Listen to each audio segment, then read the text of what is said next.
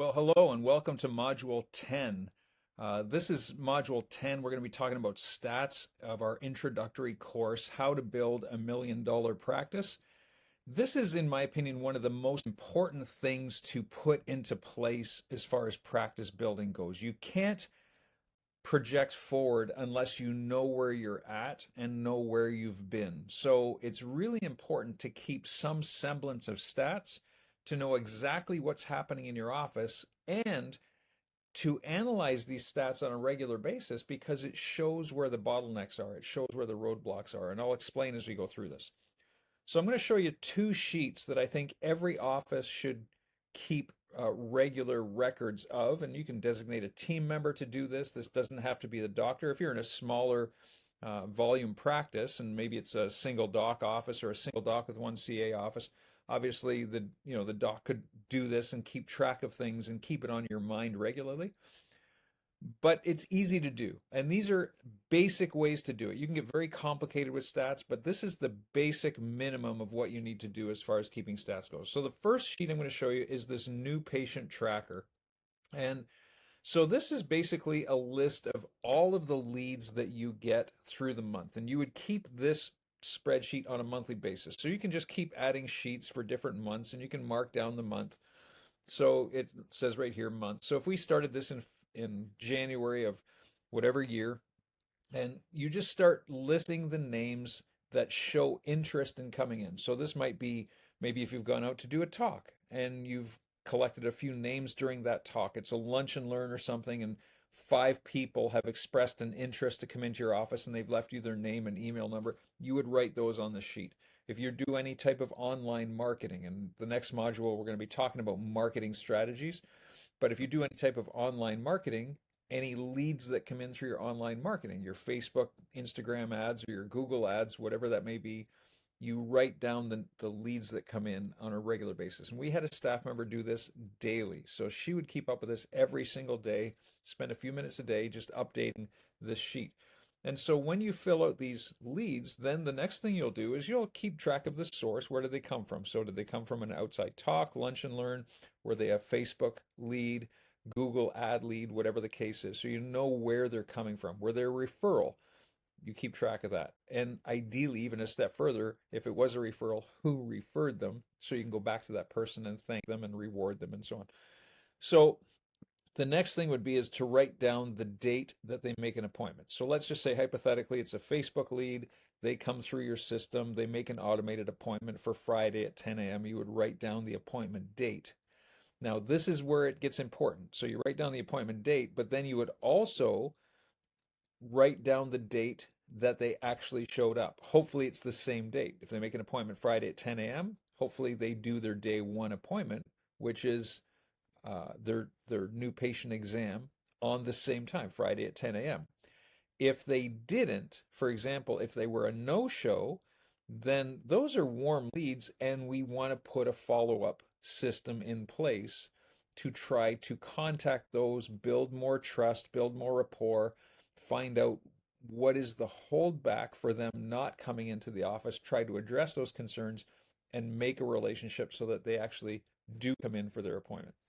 So then we follow through that person.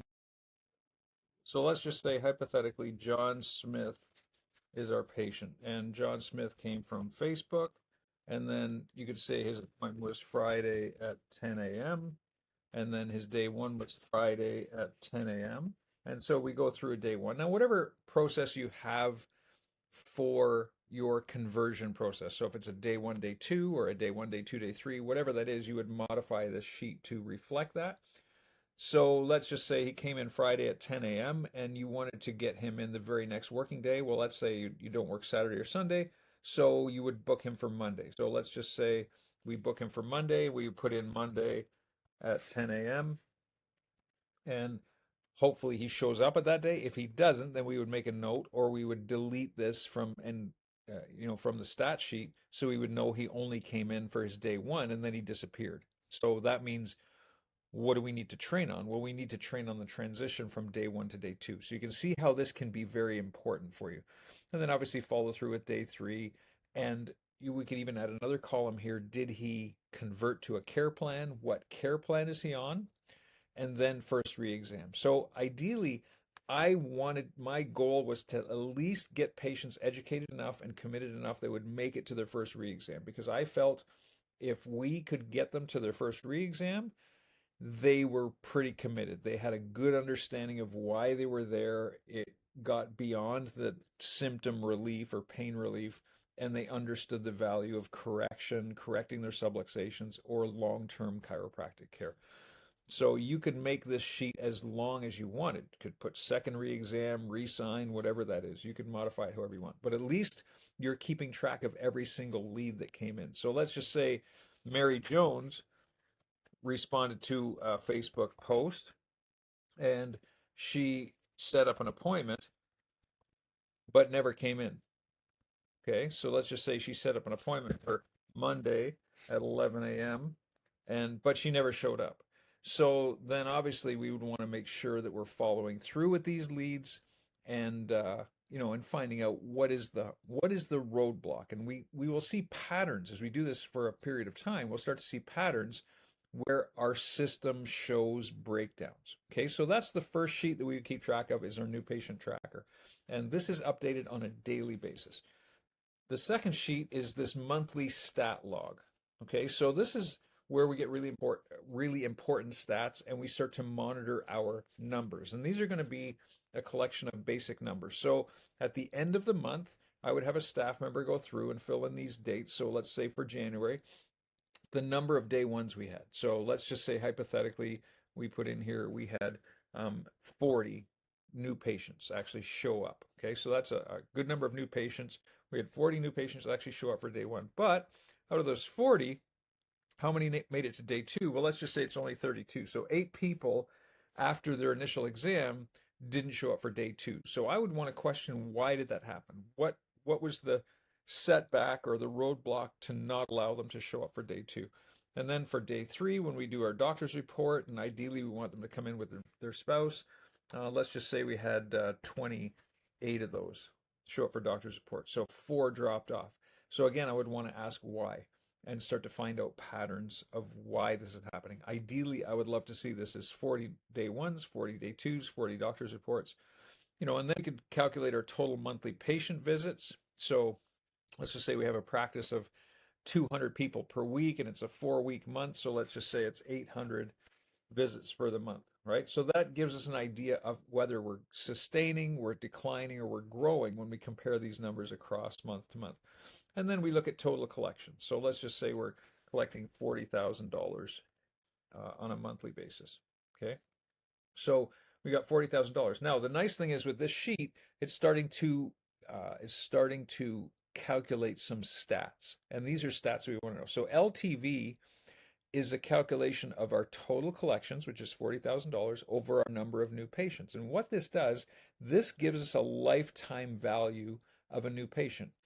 So ideally, it puts a value on every new patient. And this is important for calculating our marketing spend. And we're going to talk about that on our next module, because if I can say that, well, if our patients are valued at $1,000, right? So we have $40,000 collections, we had 40 new patients, 40 day ones. So that would mean every new patient is valued at $1,000. And this is a relative number, because there's going to be some income there that is not directly related to those new patients. There's going to be some wellness care patients that have added to that, but it gives you a relative number. Now, there's certain things that will increase this lifetime value. Well, obviously, retention is a very important thing. So if a patient comes in and they stay for 2 years, 3 years or whatnot, that total accumulation of what they spend in your office is going to increase the lifetime value of that patient. If you increased your fees, so let's just say, you're charging $50 for each adjustment, or you have a care plan that averages out to $50 for each adjustment, and you raise that fee to $55 or $60, then that's going to increase the lifetime value over time too. Okay, so these are things that are important. So now down here, we can say, okay, what is our total marketing spend? Well, if I'm hiring an agency and I'm paying that agency $1,500 a month and I'm paying $1,500 in ad spend, my total marketing spend is $3,000. Well, and that's getting me my cost to acquire a new patient. So if that's getting me 40 new patients in the month, my cost to acquire a new patient is only $75. Well, if it's costing me $75 to acquire a new patient, but every new patient is valued at $1,000, that's a great return. So therefore, if I want to grow, it would be okay for me to put more money into marketing because it's creating a very good ROI, right? So that gives us at least some stats to say, is it reasonable for me to say I can put more dollars into marketing because I'm making money on that? If I can put $1 in and get $7 back, I'm going to put two, three, four, $5 in and then get $35 back. So that's where we can use these stats to really create some value. All right, so I hope that helps. These are the basic number of stats you want to keep on a monthly basis, and just have an appointed person to make sure they're maintaining this. We had a person in our office who was responsible for this, and at any time, any day of the week, I could go to her and say, what are the new patient numbers for the month? What are the stats for the month? And she could tell me exactly how many leads we've received that month. She could tell me where every one of those leads were on the schedule, how many of them have made it to day one, how many had made it to day two. And she could tell me exactly what the monthly collections were for each month, like the month before. So that would be something that we calculate at the end of the month. So I hope this helps. I'm going to give links to these stat sheets that you can download. You can click the link and download these sheets, and then you can modify them however you would like to modify them. Okay, so hopefully that helps. We will see you in the next module.